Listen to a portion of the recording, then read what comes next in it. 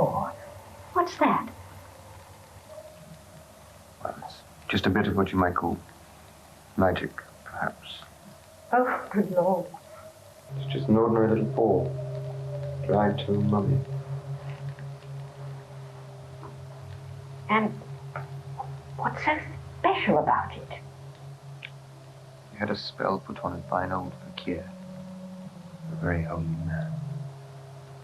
He wanted to show that fate ruled people's lives, and that those who interfered with it did so to their sorrow. He put a spell on it so that 3 separate men could each have 3 wishes from it. Well, why don't you have 3, sir? I have. And has anybody else wished? The first man had his 3 wishes. I don't know what the first 2 were. The third was for death. That's how I got the paw.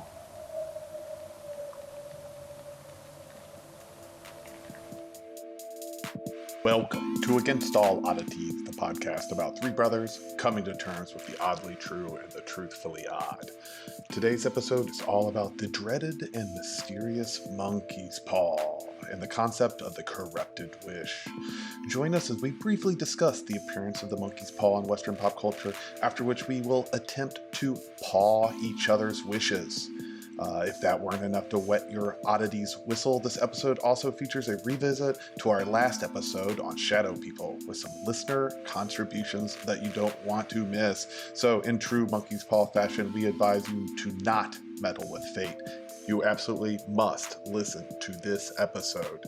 This is Against All Oddities.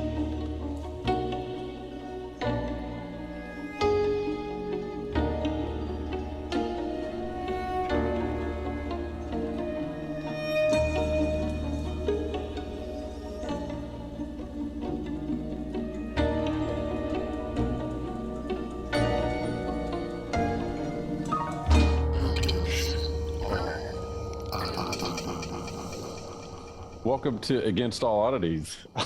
I'm Tim, the youngest brother. And I'm Chris, the middle child. I'm Nate. We usually talk about weird, odd, paranormal, and interesting things. I already have the intro song. It's the best possible thing we could do. What is it? I wish I was a little bit taller. I wish I was a baller. I wish I had a girl who looked good. I would call her. So here's what I was thinking for the structure for today's episode is I thought we could talk a little bit about what we mean by the monkey's paw and talk about the monkey paws. Then we have a little activity where we do the monkey's paw to each other. That's Chris's first wish. Yeah. The consequences are we're going to talk over you the entire time. No, that's the problem. The wish is the consequence. Yeah. But then after that, then we can go into some listener mail, and that will do it. But I don't want to just jump right into the answer, the Q&A bit part of this. I want to talk a little bit about the monkey's paw. Right? Do you guys know the history of the monkey's paw? Why do you know what the monkey's paw is? I know it because of The Simpsons. Yeah. What is this thing? It is a monkey's paw dating back to our life. It has the power to grant wishes to its owner. Oh, yeah? How much? Sir, I must strongly advise you do not purchase this. Behind every wish lurks grave misfortune. They paw me. So it goes back to a horror story that was printed in 1902. It was a short called The Monkey's Paw by W.W. Jacobs.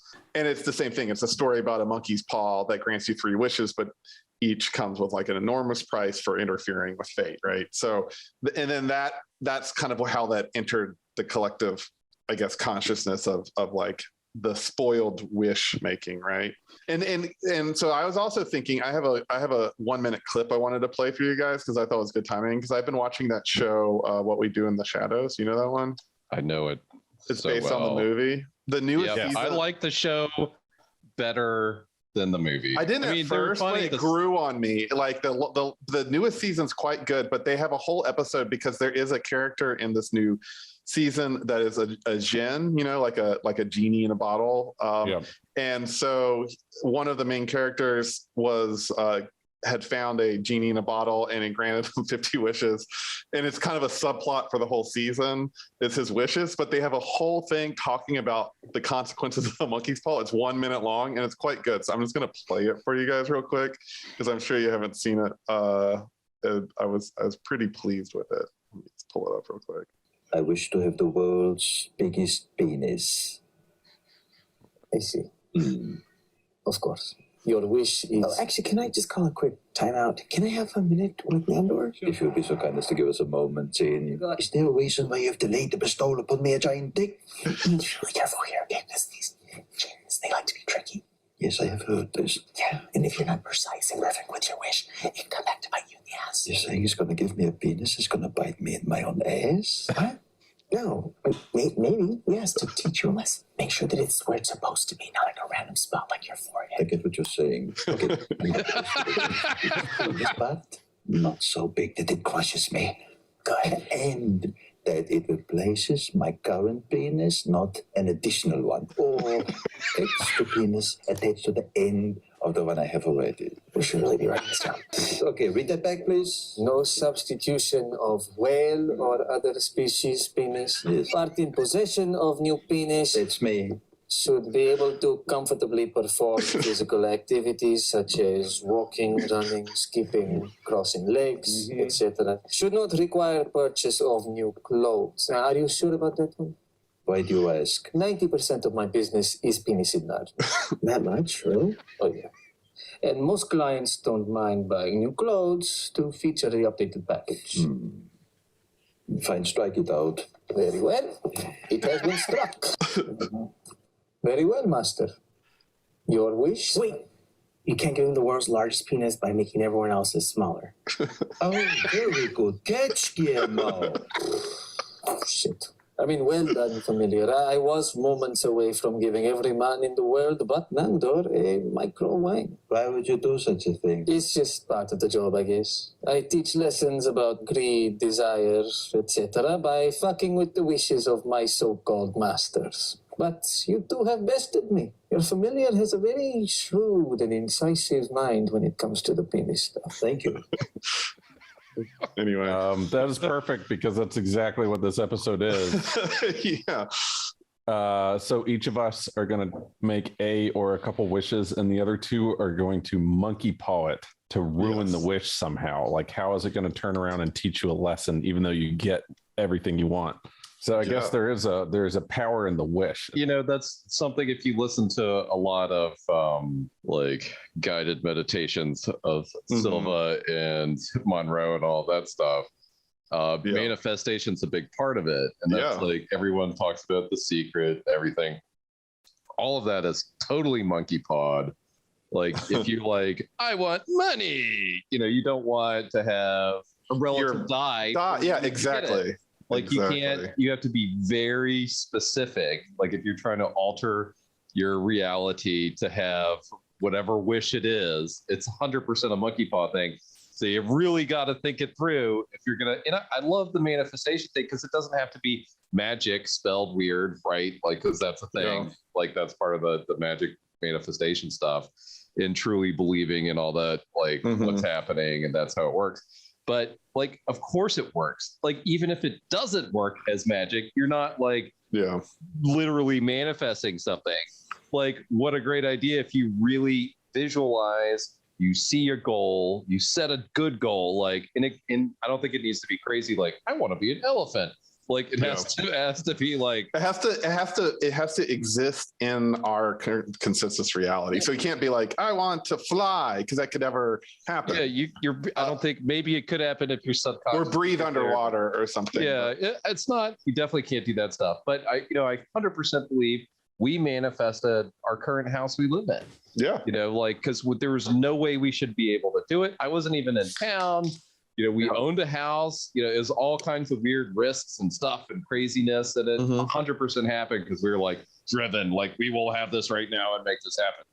And it worked out. And I think that level of manifestation, 100%. So, yeah. And that all goes back to the new, we've mentioned a couple other episodes, but new thought And if you ever want to read anything about New Thought, I recommend Mitch Horowitz. Does a lot of writing and is kind of like a contemporary person on New Thought. But New Thought being kind of like a better way of saying like kind of New Age manifestation, because but it goes back to the 1950s where everyone's like make friends and influence people. It's like that ideology from the early, like mid 20th century. Well, like, it goes back. Kind of works. Like, isn't it still like Magic with a K and Crowley and Golden Dawn and stuff? That's what it was all about, and the weird sex magic and all the other bizarro stuff.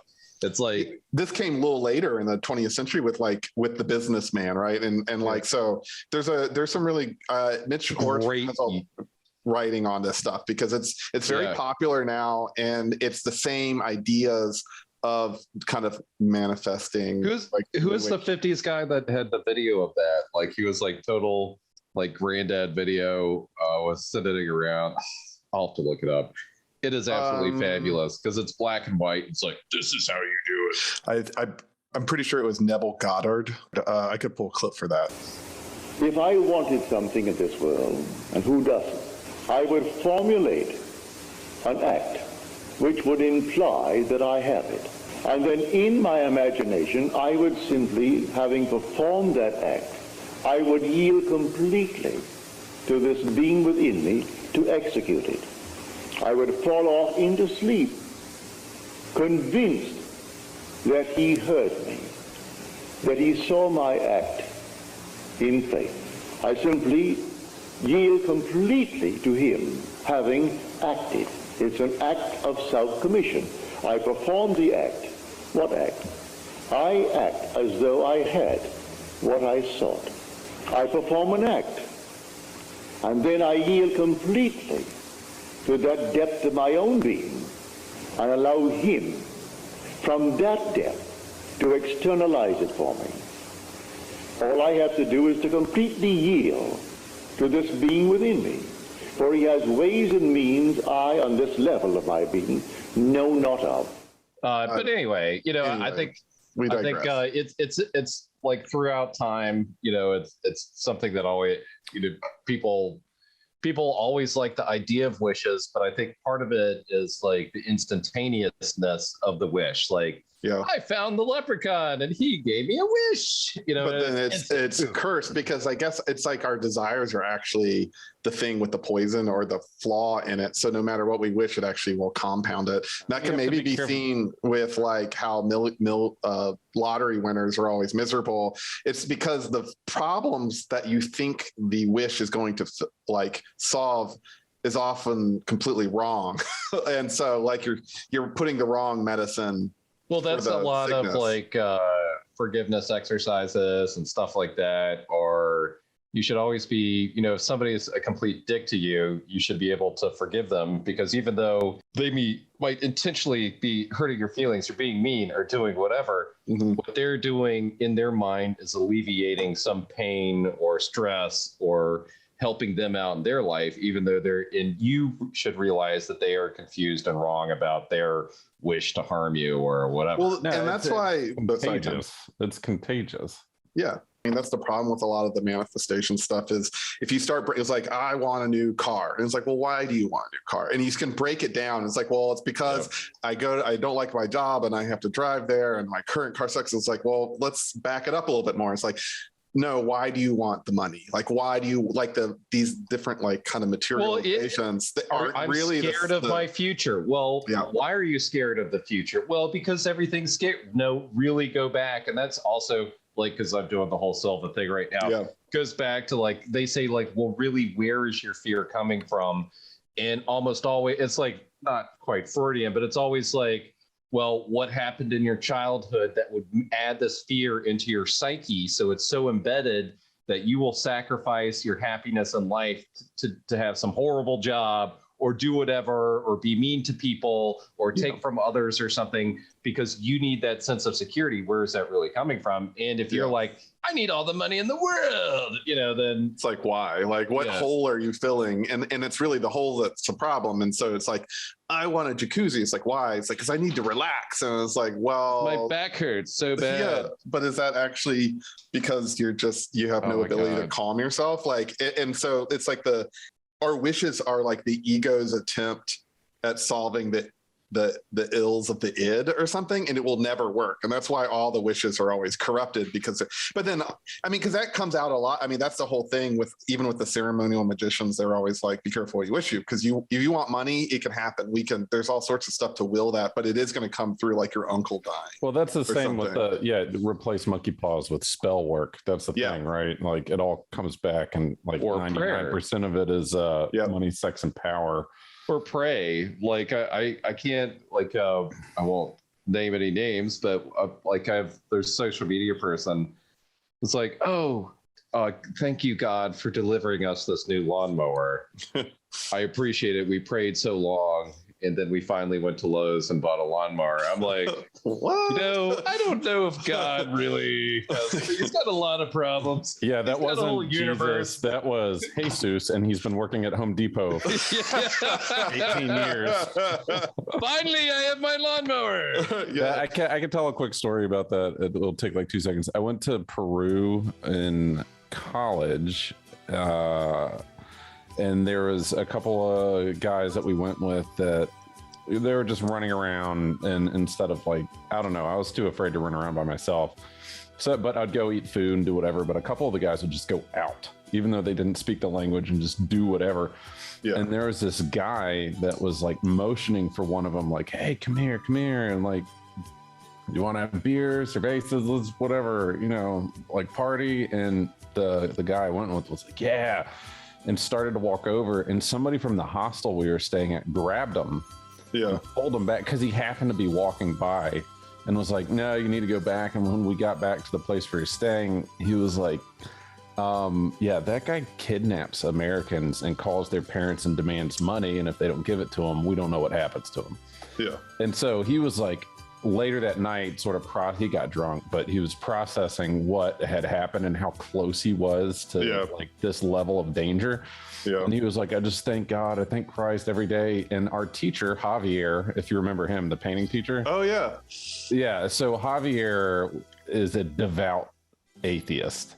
Yeah. And so when this kid was like, I just thank God, that he put our helper right there when I needed him.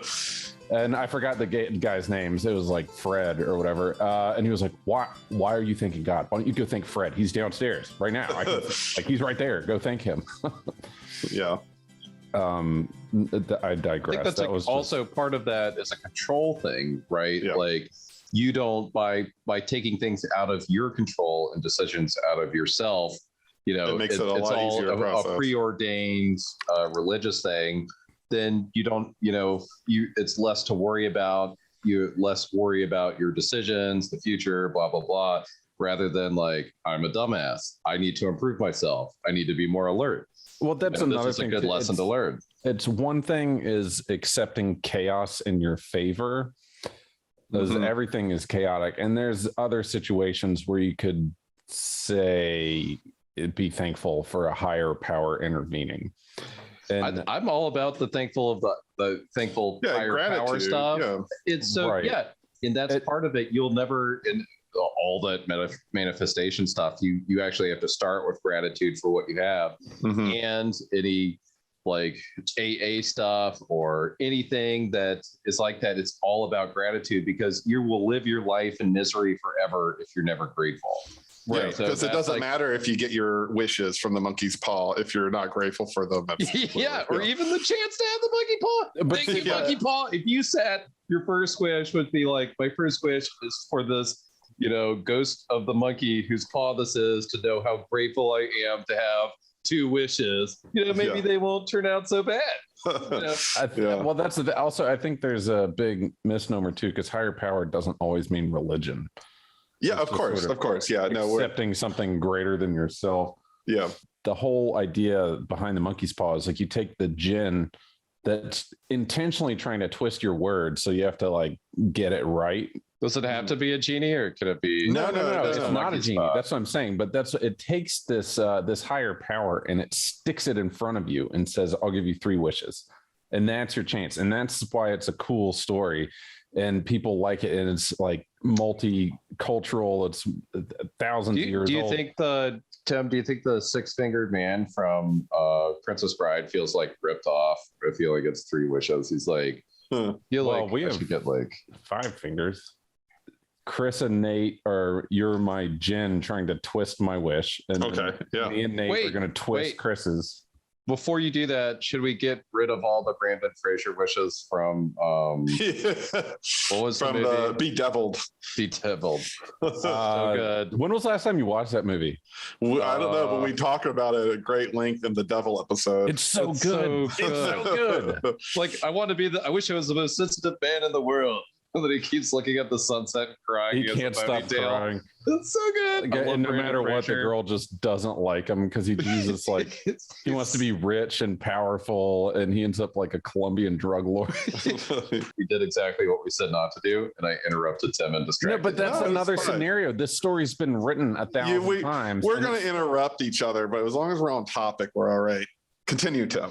I could talk over you. Bedazzled is a great movie, and Brendan Fraser is now back. He is no longer, he deserves to be, he's having to pay his ex-wife a bunch of money, and apparently he was barred from making movies for speaking out against sexual assault he faced in the business. But he's back. He's doing good with The Whale, apparently. I know the monkey paw, and won't you tell me what you think about it? Telling me a monkey say, hey, I'm monkey too. I only know you talk about me.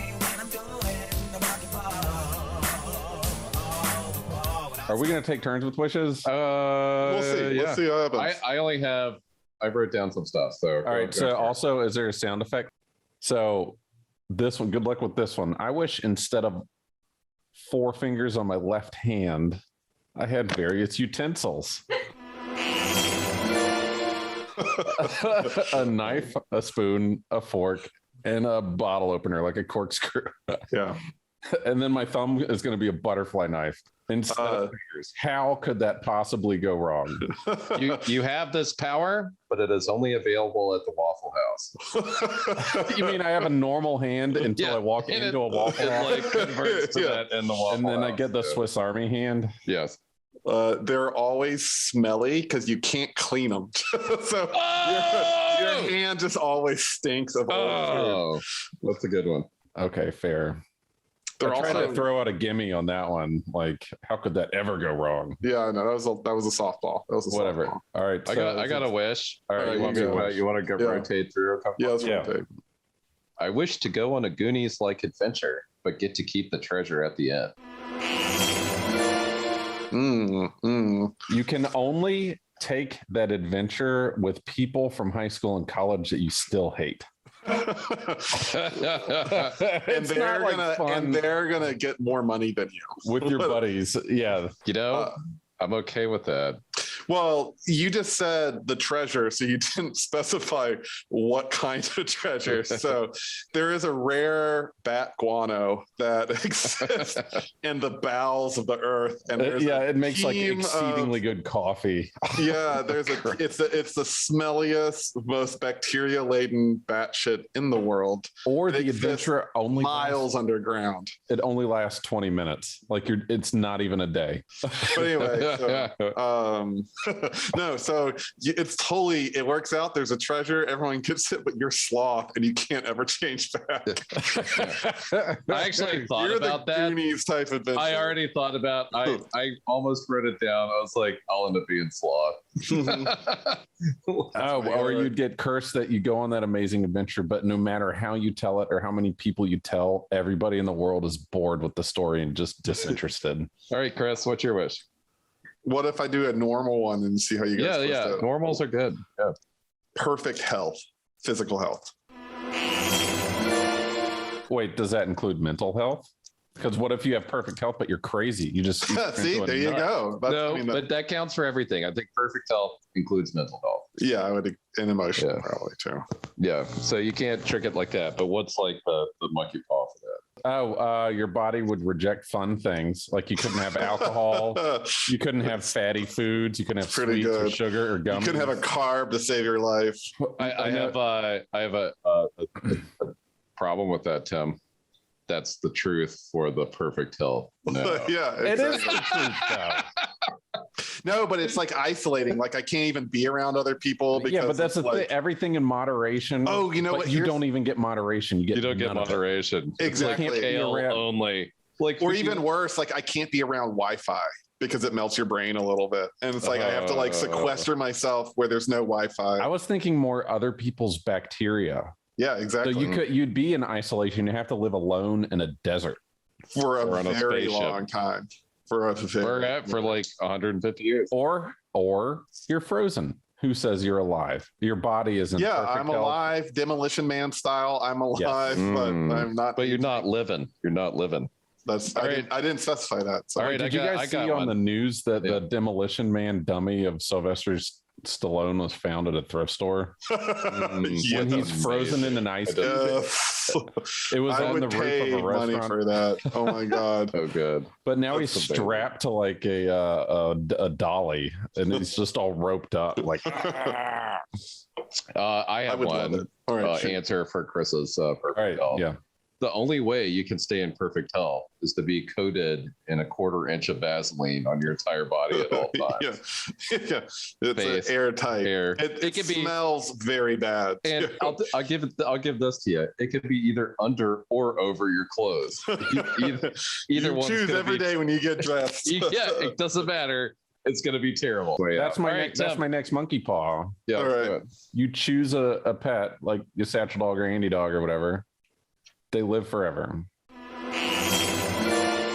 Yeah, classic Pet Cemetery answer. It's like but they don't die keep and their come back. personality. They keep their personality. They Like, don't don't die and come back. Yeah, but because your dog You have to make it doesn't so die. they can't be evil. They can't be vulnerable. evil. It has to be your own the dog. same dog and lives forever. Yeah. Well, the curse this comes later in life when you're old and you can't take care of the dog and it's left wandering the streets alone because it's psychologically attached to you. So it's like reverse Harry into Henderson, where it's trying to like tell you to go into the forest and die because it doesn't want you around anymore. You know what I mean? Get out of here!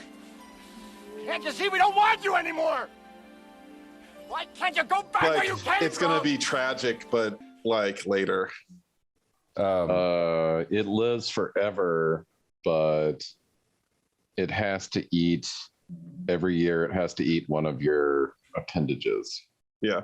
Or a finger, every year? A finger, a toe. Well, maybe not the whole finger because it can live forever. Or maybe it's not even part of your body, but it needs human blood to live forever. It's like a vampire dog. And you have to get it blood somehow. Maybe it's yours. Maybe it's your neighbor's. I don't know. But Let the right dog in. Let the right dog in. Let the right dog in. Tim, you gotta let the right dog in. And then Tim's like the sad old man out, like That's an or does amazing it have to parody be movie, dog by the way. blood? What if it has to be dog blood? Or so you're constantly having to buy sadder. new I dogs honestly, and it drinks the dog. I think that's worse. the people thing would be easier than feeding it human blood. Way easier than dog blood because dogs are so awesome. And the dog get its blood, or you have to get dog blood. You for have to your get the dog blood for it. Oh, that'd be so hard. That would be a curse. You have to keep getting dogs, and then You it would volunteer eat at the it. SPCA. Yeah, that's what happened in Blade. You have to. What the kept dog them has to alive. make eye contact when you like. Yeah. Or, but do you have to kill the other dog, or could you just go drain like a quart of dog blood and then? You could drain it, but it goes bad real quick. So you have to. Man, you guys got real dark real quick with that one. I mean, Well, this is a monkey you paw. went dark on it, kind of. The monkey's I paw was is thinking always more- dark. Since I have the best answer, all monkey paws myself. I wish to be immortal as long as I want to be immortal. You decide you don't want to be immortal anymore. The whole time that you are immortal, you shit out your mouth and you eat with your butt. I want to go subtle. I gotta think of All right, think about it. I'll tell you what my answer. Yeah, what is yours? All right, because I thought you guys would say immortal. So, or I would just have a good idea for it. Wait, You have to be the knight from Indiana Jones and the Last Crusade. You're immortal. You're stuck in that room with no TV, nothing but like a Bible in Greek and like a bunch of cups and some forever water. And however, I'm not going to leave you or me like completely empty. I will leave a cell phone from 5 years ago with Pokemon Go in it. But you're trapped in that little room with Pokemon he Go. could walk up to the seal. Yeah, I you still could go think up he to the could have seal. dug out the back, like just the seals. I think on he one got side. bored. In the knives, they're not polished. I'll tell you what, unless he just, after like 500 years, he's like, fuck polishing those goddamn saw blades. It took Well, he me 100 clearly years. did. You saw how many spider webs there were. The guy was did like- no maintenance at all. I Yeah, bet but he if was he in a gives up good for rhythm. 40, 50 years, who cares? Like, Yeah, after 100 years of polishing off his metal head slicers, he was like, you know what? I'm never coming back in this room. Fuck that seal. Fuck these blades. They ought to work for another 1,000 years. I don't fucking give a shit. I was then thinking he has more. to hop across the stones of death to get Yeah, to the invisible bridge or whatever. That's probably Yeah. where he had to pee every day because he's drinking the holy water. He has he's to. still Well, peeing. he doesn't have to poop though, because he only has holy water. It's only holy water, so he just walks and he's standing in the middle of that bridge, like just peeing in the wind. I have All right. I have my monkey paw answer for you. Okay. So you live forever and you look like vampire style. You don't change. You are as you are now, living forever, but your body continues to age like in what you feel pain wise. So like you could still walk around, but every step you take is like walking on like a brittle bone. That's a terrible one. I was thinking more you had a booger in your nose at all nights times. Because of my back pain. I have like back and neck pain. I was in a hotel the last 2 nights. I can feel that, Chris, Monkey Paw. All right. Well, I want to do the Simpsons World Peace only because I want to see how you guys twist it. If I recall the Simpsons one, World Peace, Aliens took over. Aliens took over because everyone got along and destroyed all their weapons, and aliens were like, sweet, and came in and took over. World peace, but nobody's happy. Yeah. Like everybody still hates each other. They're just not doing anything about it. There's always this like low-lying tension. Or world peace because everybody's dead. Yeah. You want peace on That's Earth? what I was thinking. Everybody's It was like a zombie apocalypse, and all zombies get along. Yeah, everybody got bit. There are no survivors. Yeah, but okay, you have world peace, but everything has to be backwards because it's reverse. It's like bizarro. So you have to eat dinner for breakfast every day. You can still have lunch for lunch. You have to have breakfast for dinner, and before you go to bed, you have to drink a cup of coffee. And I'm telling you, it's going to be terrible because at my age, if I drink a cup of coffee before I went to bed, I'm not going to sleep. I'm going to sleep like shit. Why do I have to grill hamburgers at 6 a.m. again? And everyone in the world knows that it's your fault. Yeah, and you're outside at 6 a.m. grilling burgers, and your neighbor's like, I used to like smoking brisket. I'm so tired. World peace, but everybody has diarrhea. That's why it's all peaceful. Like they're always in the bathroom. That's why there's no war. Like all. Well, again, everyone hates you because they know it's your fault. What if it's just world knowing peace? that you're the person that caused world Yeah, it's world peace. Everyone gets along, but everyone just hates you with the. That's right. know. So it's the world has peace, but you have none. Yes, exactly. But that's kind of a fair trade, you know. I want to go back to the immortal thing. Yeah. You always have a booger hanging out of your nose, like a decent amount, to the point that no matter who you talk to, it's always Yeah, out. Gross. And they're going to bring then it up. somebody, even if somebody just reached up and grabbed it and pulled so it out, gross. it's like a That's tissue. Another one's just there. Yeah, well, I would make it exactly 5 hours until I ended my immortality at that point. Yeah, I'd be like, there could be only one. What if you're immortal, but you always have a head cold? I could deal. Yeah, there are worse things. I mean, I don't want to. That's Chris already. Like allergy seasons. And Mary. Tim. All right, I'm trying to think of an unmonkey pawable. My wish is that I find $5 on the ground. What's your wish? I wish for $5. All right. You find $5, but it's covered in pee. Fair. As soon as I said that, I was like, maybe okay, I find $5, but that's the only money I have in the world. Like I lose everything. You lose and then everything else. $5. That wasn't a good one, but I was trying to think of something so benign. You know, if I was a monkey's paw, I'd be like, okay, you can have that one. Okay. I don't care. Here's the petty. thing: is the only thing that can satisfy you is the McFish sandwich. Because I guarantee forever the big fish will stay below $5. In 2050, I guarantee that fucking sandwich costs less than $5. Oh. All right, Nate, give us your final monkey paw wish. Wait. Did I just wish for a fish snacker? Yeah, Hold you on. kind of did. Like, let me see if I. What if is that your wish? Just not to get sick off of? I want to do a traditional one because I think you guys will have more fun with like kind of like Chris's. You know, you got to have a traditional one. Like I wish for more monkey paws. Ooh, wish for more. I wish for 100 monkey paws. So you're not wishing for more wishes. You're wishing for more monkey paws. My first wish, of course, you got to secure more wishes, right? So I'm gonna wish for 100 monkey paws. So that's like 300 wishes. They have monkey paws that have wishes. The only problem is they're still connected to monkeys. Are they alive or dead? Yes, they're alive. They're very alive and very angry. And I got 100 of them. And you have to teach them your language in order to understand your wish. So the wish is being interpreted through the living monkey.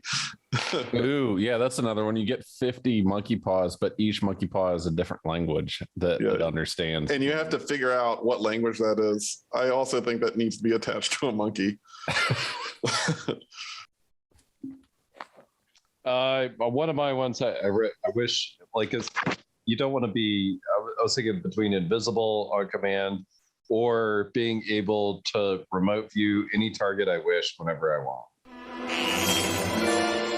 Any target you wish. My first monkey paw for remote view is as soon as you remote view that target, the target can remote view you. So you can't do it clandestinely, it's so if you remote view a Russian sub base, they're immediately aware of you and where you are and remote they see a bird's eye view of where you are. Pretty sure that happens right now anyway. I was thinking more. Yeah, but now they're mad because they've seen you remote view into them. Yeah, no, I'm pretty sure that's part of it. Yeah. All right, so it's accurate. To go back a little bit, our last episode was on shadow people. Wait, before we do that, we need to close out, make it fun time. Oh, close out monkey paw. Yeah. Well, so we also somebody needs to give us wishes. Like that would be the great whatever we do. What do we do for people? The Quiznos or the Riddler? The Quiznos. Quiznos. I was listening to some of our back catalog for some reason, and there's some keepers in there. Quiznos is what you kept calling the Riddler when it first started. That's what Nate called it? Yeah. No. That's Did awesome. I? Quiznos? Yeah. Oh, we used to have conversation corners, all kinds of stuff.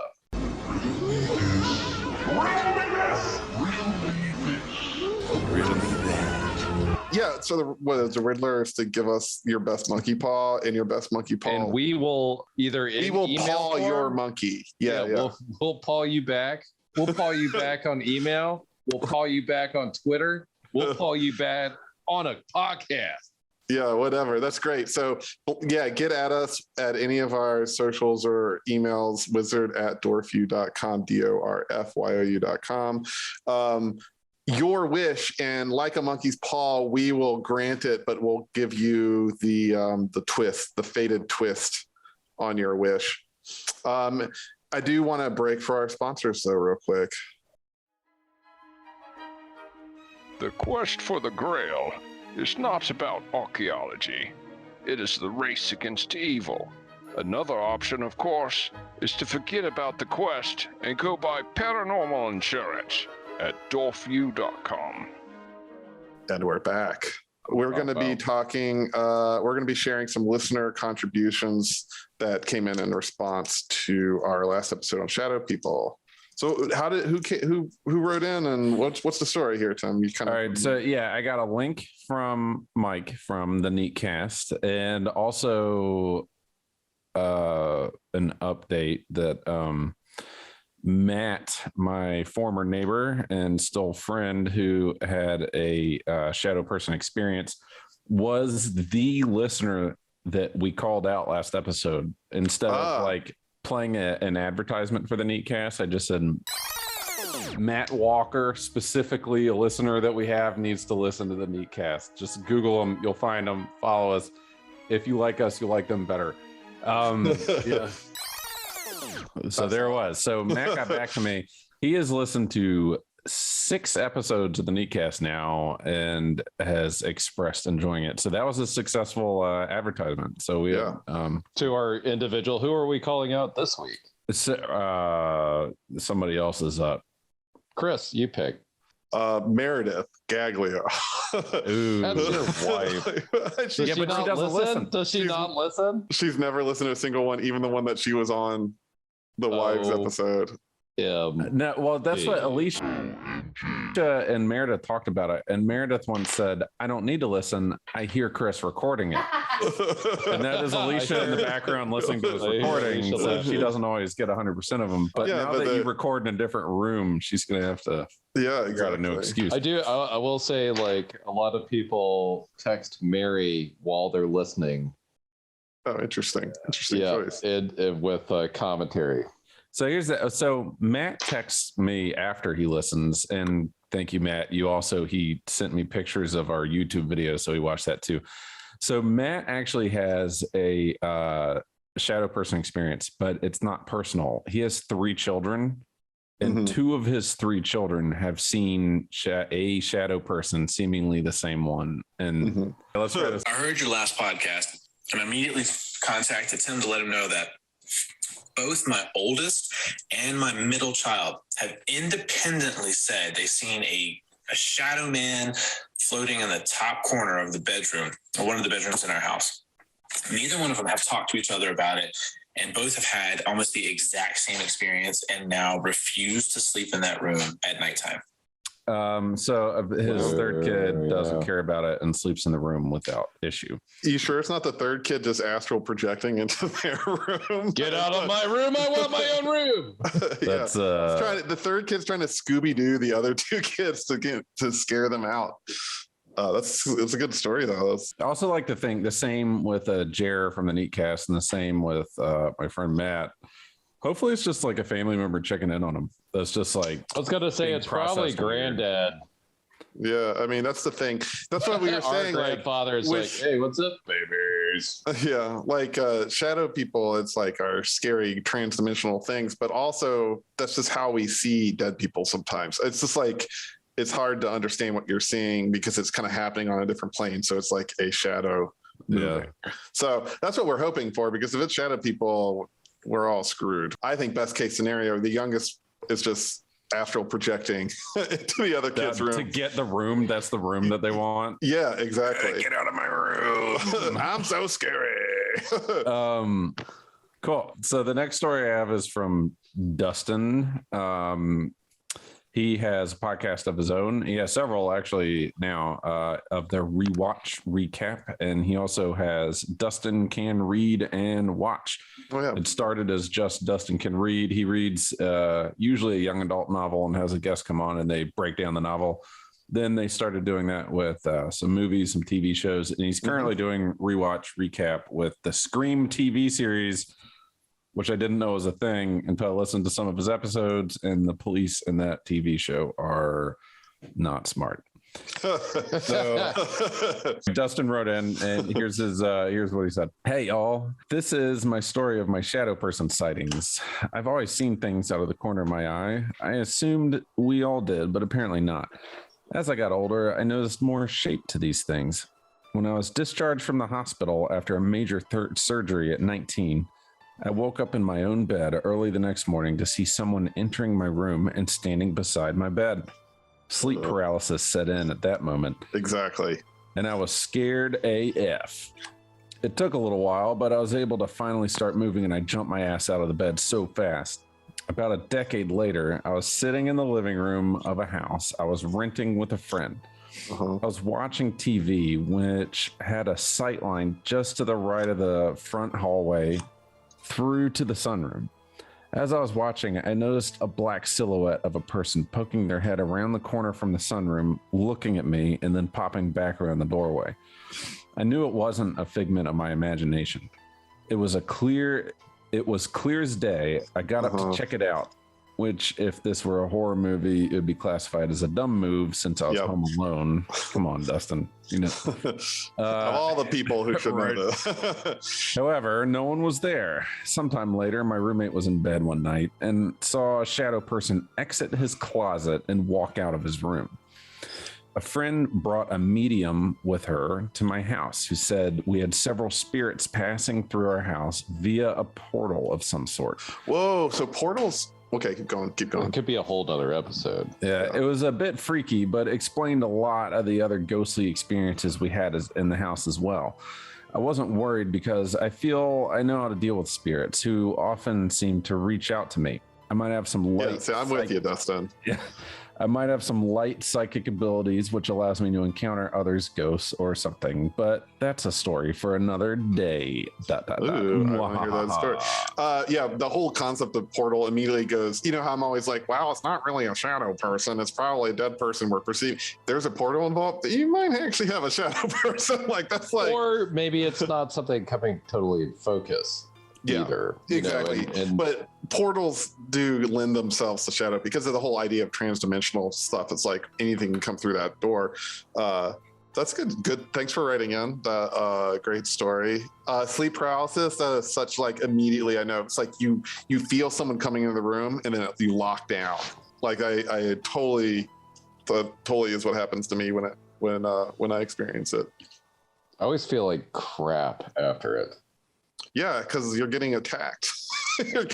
Well, yes and no. You know, that's also a big thing for AP. If you have sleep paralysis, you're like 500 times more likely to be able to like experience that stuff. So that's the thing. I saw a couple interviews about that where this guy like leaned into it and he loves sleep paralysis because he was like, that's my gateway. If I notice it's happening, then he jumps on it, and he's trained his I guess psyche or his ability to look for it and just the signs of sleep paralysis. When he starts to wake up, he can start going through his astral projection stuff. And he was like, yeah, I get up, I go to my porch and I can look out the balcony and off I go. That's every time awesome. I know. I want to do that. Well, we should have an off-air like lessons learned that doesn't. So also the third one. So this is interesting. It's from Mike from the Neatcast, who had so much sleep paralysis and shadow people experiences, and it sucks that we missed him on the shadow person episode, but he was out of town with family because he was being a good uncle. So we have strong-armed him into recording something to send to us. Good. Which he hasn't sent yet. But when he does, it wait, hold on. Let me magically fix that with podcasting and let us play that clip now. Hello, this is Mike from the Neatcast, and I'm here to share my shadow person stories. I have a couple, hold on. First, I've said this a couple times on the Neatcast. I have sleep paralysis, or at least I had. I haven't had it in a while. I can feel it coming on now, and I can shake myself out of it, but I used to have it all the time when I was in college, when I was super stressed. And I never saw anything during sleep paralysis, but I did have experiences where, like, I would feel something slam into the bed next to me, and I would feel like a presence there. And I don't know if that counts as a shadow person or just a fucking ghost weirdo. I don't know. How would you classify that? Just a ghost who doesn't know about personal space. But my realist shadow person experience, where I actually saw what could qualify as a shadow person, was when I was very little. I stayed at my grandmother's one night, and I was sleeping there, and I woke up, and I reached over and was, like, feeling my grandma's side of the bed, and she wasn't there. And then I looked at the doorway of the bedroom, and there was this dark figure there. And my first thought was, oh, well, it's Grandma, and I called out to her, and then this thing turns on a light, like a flashlight, and it was, like, blinding. And my hands were in front of my face, and I was trying to, like, blot out this light that was blinding me, and then all at once it was gone, and my grandmother was right next to me, and I was asking her, like, who was standing in the doorway, and she said no one. She's like, no one was here. So either it was an extremely vivid nightmare, or it was some kind of shadow person experience. I can tell you that from what I remember, it did not seem like a dream at all. So that's my shadow person experience. Weirdo who blinded me with a light and then disappeared. And I'm still upset that I couldn't be there for the actual shadow person episode. That was a real downer. I'm still crying. But I hope that I could give you some good content. Okay, Against All Oddities is the best. Smooches. Whoa, it was so crazy. That was so good and funny. Oh my god. I can't believe you cried so much, Tim. I couldn't help it. Mike's such a story writer, and the way I just feel for his experiences. Or maybe it was funny. That was terrifying, and I'm sorry you had to go through that. Or I'm so glad that you have learned the lessons that you did. These are my reactions to the stories we received before hearing. So I forgot. Alicia, my wife, has a potential guest for us at some point who used to work on a hospice and palliative sort of job. And so because HIPAA's weird and time frames are weird, I'm not going to say what she did or how long ago it was, but just the two kind of stories. One that is associated with shadow people is there's somebody that was at end of life that maybe is presumed to have not been the best person, because right before they slipped out, there is movement in the sheets, like the ghost movie style, like things crawling up towards them, the ghost shadows, or her, or whoever it was. Yeah, and then this person was silently screaming, and as they died. And that's a bad sign regardless, but that is going to be some fucked up fracturing. Well, but that's how you go out, is screaming in terror, and these sheets aren't. Yeah, that's like, I prefer Yoda style. Just Yoda style's the way to go, where he's like, hey, Luke, fuck you. Yeah, also. Or Obi-Wan Kenobi, where it's like a parlor trick, where it's just like, haha. Yeah, Obi-Wan Kenobi is like Darth Vader's, you know what? Clothes. Obi-Wan Kenobi was smart enough. He's like, I don't want to deal with this shit. I've already I'm just too tired. I'm old. I watched, I sat here in the desert for too long.